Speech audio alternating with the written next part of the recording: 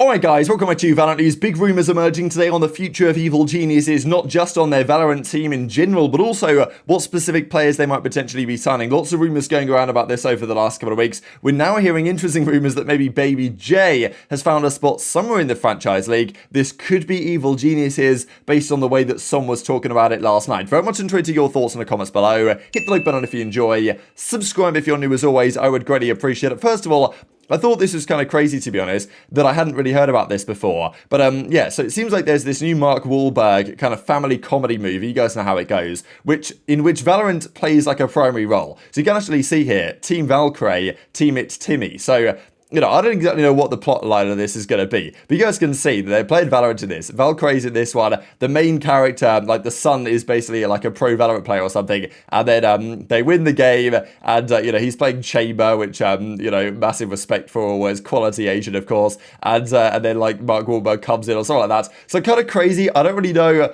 why I hadn't heard about this before. The film is called something like The Family Plan on Apple TV or something. So yeah, kind of crazy, but hopefully they did a pretty reasonable job. Now, speaking of Valorant though, in real life, and not, okay, it's still a game, but you know what I mean? There's lots of changes coming soon potentially. We've got these phenomenal new melee weapons here, but also, what about the Outlaw? So we saw quite a while ago rumors on the Outlaw Sniper rifle. You've got the Marshal, you've got the Operator, and then you've got this one in the middle called the Outlaw that was leaked quite a while ago, and it's reportedly going to be launching here in episode 8, so not that far from now. 2,400 was the proposed cost of this weapon, which is, I would say, very good compared to what it actually does. Rumor is, this is what it does.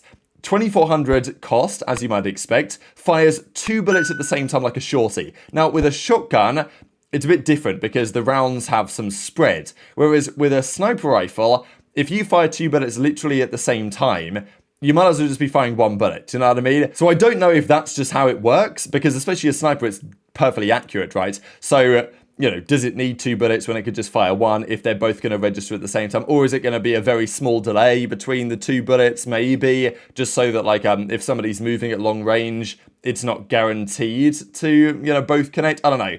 Maybe we'll see on that one. But it's going to fire 2 bullets at once, and as we expected, it does enough damage to kill a half-armored enemies with a single shot. Or maybe, I'm guessing a single double shot, because if it actually fires 2 bullets at once and both of them do 140 damage, that's going to be insanely overpowered. So I don't imagine it's that. I imagine you press the trigger once, 2 bullets come out of the weapon either at the same time or very shortly afterwards, and then if they both connect, which they probably will, it will do 140 damage to the body, which is absolutely mega, right? Like, it depends what the handling on this gun is, because the Marshal, like, has incredibly fun and good handling. The Operator takes a long time to put another bullet in the chamber. So I don't know what the handling is going to be. That might determine whether this weapon is massively overpowered or whether it's just quite significantly overpowered, because I think either way, this gun is going to be really viable in the current meta. The current meta is buying half armor a lot is the way things are done.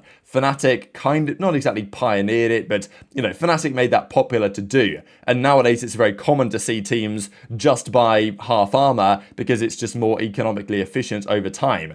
If you now have a weapon that's worth 2,400 quid that can kill you in a single shot with half armor, which a Marshal cannot, that sounds really strong. So I don't know whether teams will have to adapt what they do if the Outlaw becomes very viable. Will teams have to decide, all right, we're going to have to go full armor? But also, you know, even on eco rounds, sometimes you just, you know, half armor and then a sheriff or something like that. Now, this is going to crush you on those rounds as well. So for 2,400, given where that sits in the economic arsenal, it's a very attainable weapon, and it seems very strong. So I know there was some talk about it from guys, that even Curry says, you know, interesting way to counter the half armor meta, which seems to be the intention of this weapon, right? Whether it's really the intention to be right, we're just going to go back to using full armor like we used to, or whether the plan is going to be for this weapon to be really viable regardless. I don't know, but it's interesting to have a new sniper.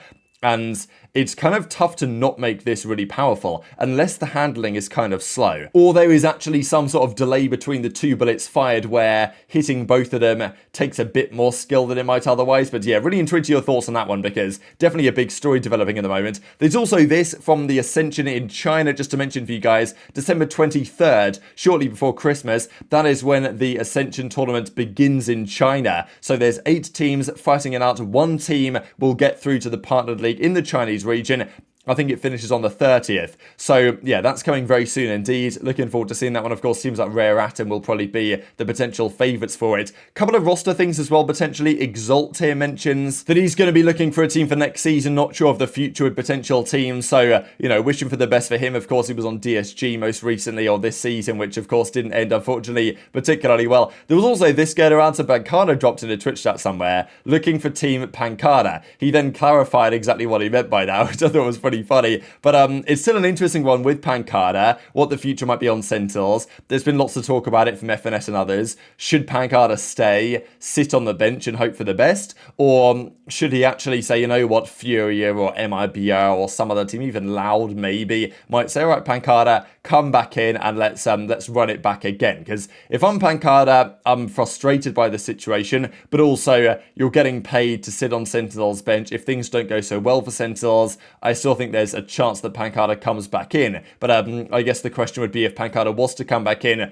who would he even replace? Like, it doesn't make much sense. It could be Zelsis again, but Zelsis feels super influential for the team at the moment. Or Tens is running the smokes a lot of the time. So, but I don't really think Pancada is going to be coming in for 10. So, as a sub, that's fine. But Pancada can't be satisfied to do this forever on Sentinel's bench, you would well imagine. But speaking of Sentinel's counterparts in the league, we've got to talk about Evil Geniuses. Ever since Champions ended, and even before Champions to be fair, so much drama with this organisation inside and outside of the game. We know what happened with the contract gel situation, we know they're cutting budgets, we know that a lot of their guys are getting sold elsewhere, which is a good thing that the likes of Demon 1 and Ethan, we believe, are going to be on NRG and actually able to compete for a roster that might be competitive for the upcoming season. So there were some rumours, of course, though, that with Evil Geniuses also pulling out of the situation over in League of Legends, right, their spot is now dead over there, and it seemed plausible that Riot might say to EG, given all the lawsuits, all the complications, look guys, you're a partnered team, but it's our discretion, it's Riot's discretion whether we continue to partner with you. It's not like EG have paid $10 million to buy a spot. It's Riot's decision whether they keep EG or not. So there were rumours that maybe they'll just drop EG, as, they're not a good organisation, right? Get rid of EG and bring in, like, M80. But the rumour has it that no, that's not going to happen. If M80 want to come in, they will have to earn their spot through Ascension and through other ways. That EG will continue in esports in 2024 with its VCT team. Of course, though, it will not be the same players. So Mikhail as well comes out and says that, yep, can confirm EG are going to stay in Valorant. They will continue onwards. What team, however, will they field? That is another question entirely. We've seen lots of rumours over the last couple of weeks, really, as to this one. We've seen, Potter is likely going to stay as the coach. There's been a few players linked, Moose, and there was Corey and BabyJ and others like this. But it's not guaranteed that what we saw a few days ago is anywhere near the same today. So yeah, reportedly EG aren't going to be kicked out yet. But of course, the roster is not going to be the same. Boostio is going to 100T. We're pretty sure that Ethan and Demon 1 are going to NRG. Potter is probably going to stay here as the coach.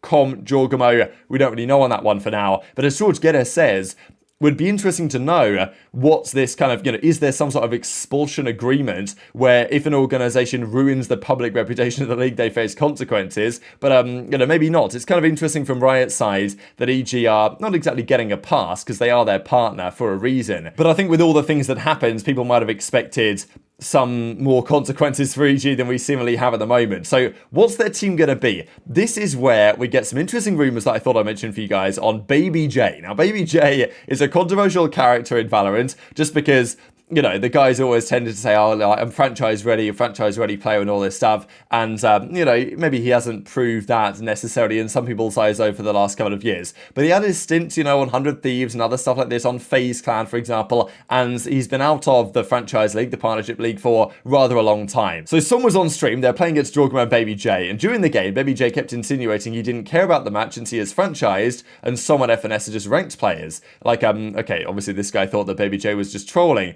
But after the game, Som then goes in BabyJ's chat, and well, you guys can actually see it here. So they were having a bit of a back and forth, and Som had a few words to say in the chat, and I don't think Som would say this, just based on like the nature of the interaction, the way they were talking about it as well. If there was nothing behind this, like from Som's side, if BabyJ hasn't got a franchise spot, this feels like just unnecessary mean trolling from Som, you know what I mean? Just rub salt in the wounds, basically. So I don't think that's what's happening here. I think it is plausible that BabyJ has a spot somewhere. Now, this spot, of course, could be kind of anywhere. We've seen the likes of, you know, Rossi go to T1. We've seen, you know, Governor go to Talon, stuff like this. So there's been interesting acquisitions. Narrate, for example, go to Carmine Corp. There's been interesting acquisitions from the Tier 2 North American scene around the world, which is, you know, potentially where BabyJ could be going. Is it plausible that he has an offer from some other team around the world somewhere? Possibly. But it's also plausible that he might have an offer from Evil Geniuses. It's not out of the question. So, you know, Som says, good luck on franchise, no lie. Prove the doubters wrong, I'm going to be rooting for you, straight up. Like, you know, don't make me mad again. I'll only root for you if you don't make me mad. You know, this is your opportunity, though, like, straight up. So, you know, Som seems to be wishing BabyJ the best, and the rumor is, therefore, that he might have potentially got an offer somewhere. This would be a wild timeline, right? If BabyJ, after all the questions about this guy, and I still think he's a pretty potentially solid player. We know that he, you know, has typically been a sentinel. And we know that he's typically been like, all right, I'll just play this role forever and it'll be fine. And like everyone will, you know, I'll get my offer eventually because I'm just so good, I'm undeniable. And that hasn't necessarily been the case. But Potter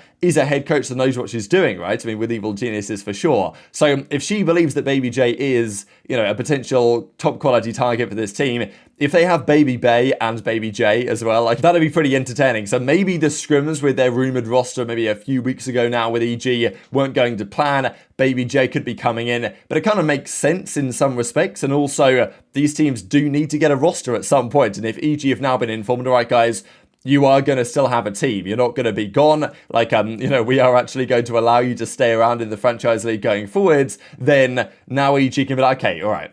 Good job, Riot. We're allowed to stay around for now. Let's actually get a team signed. And especially given what's happening with NRG and everything, it probably makes sense that now is about the right time. It's very much interested your thoughts on all this stuff in the comment section below. Hit the like button if you enjoyed. Subscribe if you're new. Take care. And I'll see you next time.